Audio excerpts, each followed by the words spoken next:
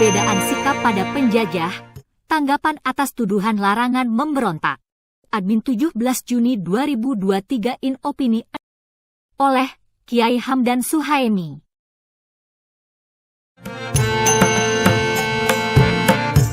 Latar belakang.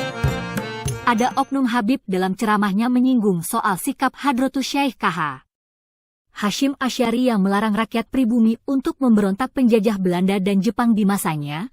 Oknum Habib juga menyamakan sikap melarang pemberontakan atas penjajah yang dilakukan oleh Sayyid Utsman bin Yahya. Mari kita lihat alur sejarahnya, kondisi situasinya, pola pikirnya, sikap dan idealismenya dari kedua tokoh itu. Perlu objektif melihat kesejarahan dari dua tokoh tersebut. Tentu yang kita pahami ada perbedaan yang tajam.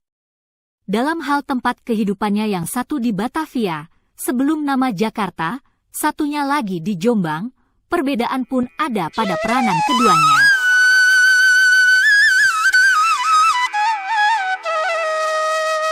Hadratus Syekh KH Hasyim Asy'ari.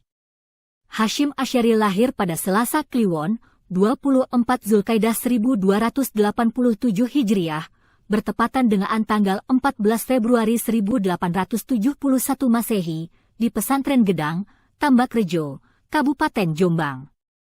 Beliau merupakan anak ketiga dari 11 bersaudara, putra dari pasangan Kiai Asy'ari dan Nyai Halimah.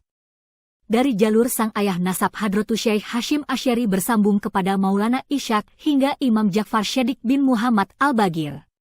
Sedangkan dari jalur ibu, nasabnya bersambung kepada penguasa kerajaan Majapahit yakni Raja Brawijaya V melalui jalur anak bernama Lembu Peteng yang berputra Karbet atau Jaka Tingkir. Sikap atas penjajah.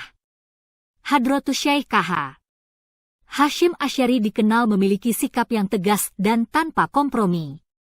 Sikap tegas itu juga ditunjukkan ketika Belanda mengalami kesulitan dalam Perang Dunia Kedua. Pada waktu itu, Belanda ingin mengambil simpati dengan mengajak rakyat Indonesia mempertahankan negara dari penjajahan Jepang. Belanda meminta agar rakyat Indonesia mau masuk ke dalam barisan militer Belanda dan bersama-sama melakukan perlawanan terhadap Jepang. Melihat kondisi dan situasi ini, KH Hasyim Asy'ari dengan lantang dan tegas mengeluarkan fatwa yang sangat terkenal, yaitu umat Islam diharamkan masuk menjadi tentara Belanda atau bekerja sama dengan Belanda dalam bentuk apapun. Dalam buku 99 Kiai Karismatik Indonesia, dijelaskan bahwa sepanjang sejarah perjalanan kehidupannya KH Hasyim Asy'ari dikenal dengan sikapnya yang tidak mau bersahabat dengan Belanda. Hal ini merupakan manifestasi dari sikap orang-orang pesantren yang menjalankan politik non-kooperatif terhadap Belanda. Setiap negosiasi Belanda yang dilakukan terhadap KH Hasyim Asy'ari guna mendukung Belanda senantiasa mengalami kegagalan. Bahkan, sampai tawaran penganugerahan bintang jasa yang terbuat dari perak dan emas yang diberikan Belanda pada tahun 1937 dengan tegas ditolaknya. Penolakan yang dilakukan oleh KH Hasyim Asy'ari berdampak pada pengawasan yang ketat terhadap aktivitas pondok pesantren Tebu Ireng yang beliau dirikan TH 1899 M.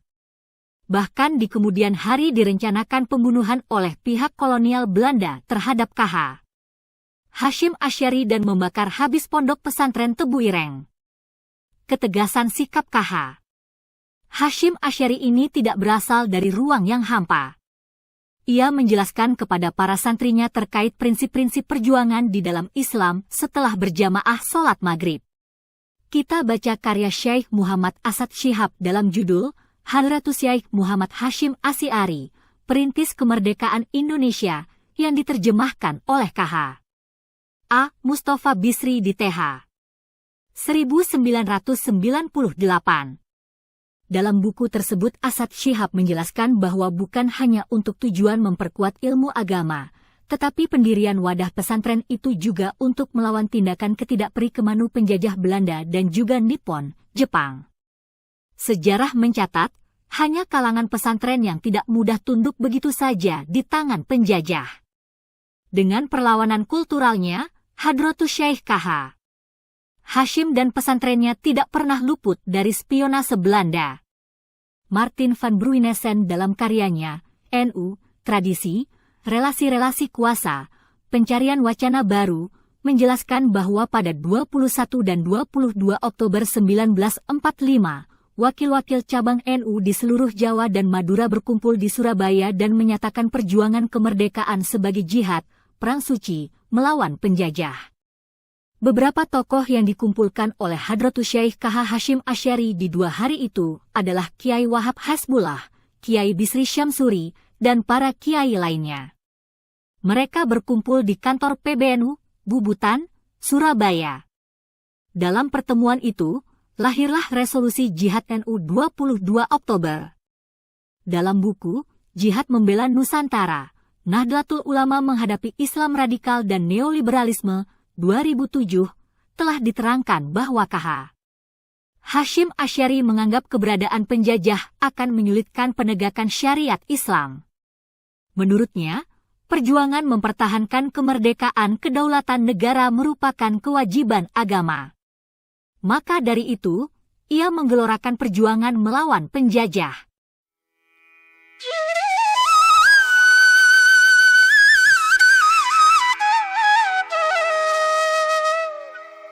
Kesimpulan. Kedua tokoh ulama ini jika dilihat dalam catatan sejarah ternyata berbeda tajam. Dengan begitu tidak benar Hadratus Syekh KH Hasyim Asy'ari dalam hidupnya melarang-larang pemberontakan atau mencegah bentuk-bentuk perlawanan atas penjajah baik penjajah Belanda maupun penjajah Jepang yang dilakukan oleh rakyat Indonesia terutama kalangan santri NU. Karena penjajahan atas nama apapun selalu merusak kemanusiaan, selalu terjadi ketidakadilan dan penindasan.